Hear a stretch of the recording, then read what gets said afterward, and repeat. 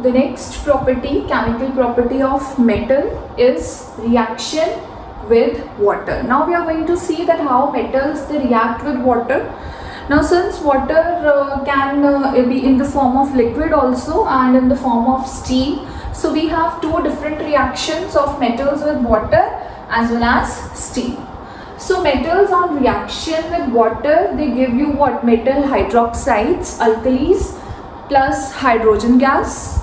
Whereas in case of metal, when they react with steam, they gives you metal oxide plus hydrogen gas. So which metal will react with water? Then water will also be in two forms, hot and cold, and then steam. So it will depend on what? The reactivity of a particular metal, that whether it will react with hot water, cold water or with the steam. But the two generalized reactions we are having over here is that two things will be produced, metal hydroxide or metal oxides. So let us see one by one that how metals they actually react. So first we have is potassium. So we know that potassium and sodium, they are quite reactive in nature. So they have to react with what? Cold water. Potassium, they react with cold water. It gives you what? An alkali, that is potassium hydroxide plus hydrogen gas, and lot of heat is produced. And the reaction is so much exothermic that heat which is produced over here in this reaction, the hydrogen, it catches fire immediately.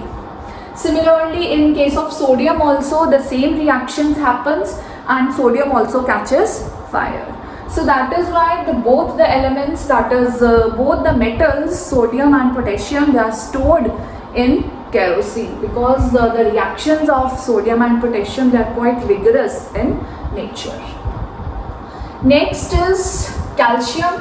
Calcium react with cold water. Again you get what? Metal hydroxide, that is alkali is produced, calcium hydroxide, and hydrogen gas is produced. Here heat is not evolved, the reaction is not quite exothermic.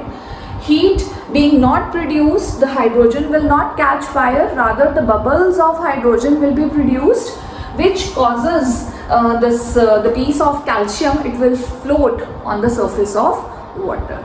So here the reaction is not quite exothermic. So this was about the reaction of calcium with cold water. Next is magnesium. It reacts with hot water and it gives you what?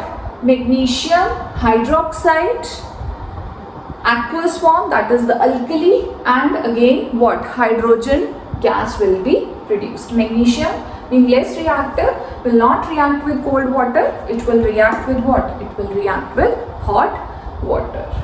Now aluminium, iron and zinc are the three metals which do not react with even with hot water or with cold water. It react with what? Steam, that is water in its gaseous form, and it produces aluminium oxide because with steam metal reacts and it produces what? Metal oxide and hydrogen. So aluminium reacts with what? Steam, and it gives you what? Aluminium oxide and hydrogen gas will be produced. Similarly, zinc also, it will react and it will produce what? Zinc oxide. It will also react with what? Steam. And iron will also react and it will produce Fe3O4. I hope you know the name of this Fe3O4, that is iron 2,3 oxide.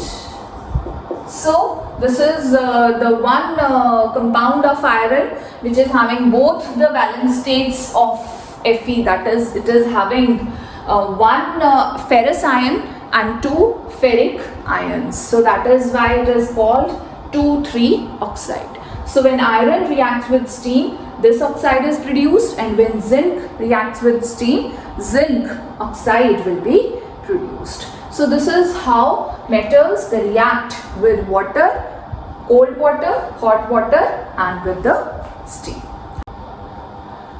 Hello everyone. So the next topic is the chemical properties of metals that we are going to start today.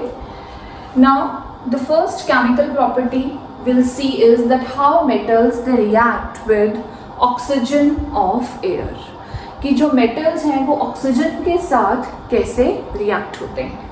So the generalized reaction over here is that metal, it reacts with oxygen to give you what? Metal oxides. Metals, they react with the oxygen of air to give you metal oxide, and these metal oxides are very important. They are basic in nature. Basic, and we'll see some others, they are also amphoteric. So first example that we are going to do is sodium. It reacts with the oxygen of air and it gives you an oxide which is known as sodium oxide with the formula Na2O. Sodium oxide, it is basic. Being basic, it readily dissolves in water and it gives you what? It gives you an alkali which is called sodium hydroxide. So from this reaction we come to know that the oxide of sodium, they are basic in nature, which produces sodium hydroxide which is alkali. Is it clear? So the oxide of sodium is basic in nature. Generally the oxides of metals, they are basic only, with some exceptions that they are amphoteric. That is both acidic and basic. Another example, similarly we can say in potassium also, the oxide will be produced what? K2O. This oxide is again basic in nature, producing which alkali? KOH. Similarly, the oxide of magnesium, that is MgO, is also basic, producing which alkali? MgOH twice. So this is what? These oxides, they are basic in nature. Now moving further, we have aluminium. The oxide of aluminium is amphoteric. Oxide of aluminium will be that when aluminium will react with what? Oxygen, it will give you an oxide which is called aluminium oxide, that is Al2O3. Aluminium oxide is amphoteric in nature. Amphoteric means having the properties of both acids as well as base. So this amphoteric oxide, that is Al2O3, here it is behaving as a base. So this will react with what? Acid. And just recall the neutralization reaction of acids and bases, that is acid reacts with base and it gives you what? A salt and water. So which salt will be produced over here? It will be aluminium chloride, that is AlCl3, which is a salt, plus water will be produced. So base, acid plus base gives you salt and water. Hereby that aluminium oxide is behaving as a base. Now here the aluminium oxide will behave as what? Acid, and it will react with the base or alkali, and again another salt, that is sodium aluminate. Very important from examination point of view also. The formula sodium aluminate, that is NaAlO2. Sodium aluminate, a salt, and water will be produced. So this is acid plus base gives you salt and water. Another examples of amphoteric oxides is zinc, ZnO. ZnO. It will again be what? A amphoteric oxide, that it will act with the acid, that is HCl. It will produce ZnCl2 salt, and it will react with a base and it will produce a salt Na2ZnO2. Sodium zincate. So two examples of amphoteric oxides are aluminium and zinc. So that was all about reaction of metals with oxygen.